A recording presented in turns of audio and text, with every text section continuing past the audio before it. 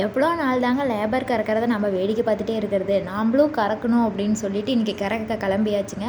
லேபர்னால் வேறு யாரும் இல்லைங்க, எங்கள் அப்பாவையும் எங்கள் வீட்டுக்காரரையும் தான் சொன்னேன்.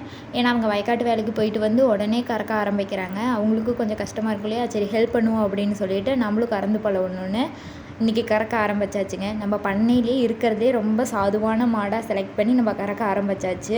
இருக்கிறதுலே ரொம்ப சாதுவான மாடுங்க இது. நான் அமுக்கிறதுக்கு இருந்தால் வேறு மாடாக இருந்தால் நிறைய எட்டி மிதிச்சிருக்கோம். இவளாக இருக்க அமைதியாக நின்றுக்கிட்டா.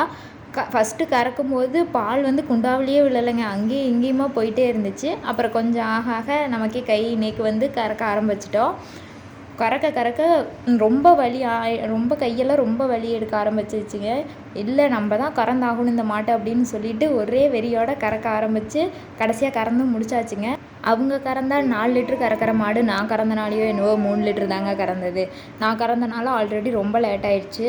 சரி சொசைட்டியில் போய் பால் ஊற்றியே ஆகணும், வண்டி வந்துடும்னு சொல்லிட்டு எடுத்துகிட்டு கிளம்பலான்னு பார்த்தா நம்பூட்டு வாண்டு நானும் தான் வருவேன், என்னையும் கூட்டிகிட்டு போகணும் வண்டி பின்னாடி ஏறிக்கிட்டு இருந்ததுங்க. சரி வா அப்படின்னு சொல்லிட்டு வண்டியில் ஏற்றிக்கிட்டு பால் ஊற்ற கிளம்பியாச்சுங்க சொசைட்டிக்கு.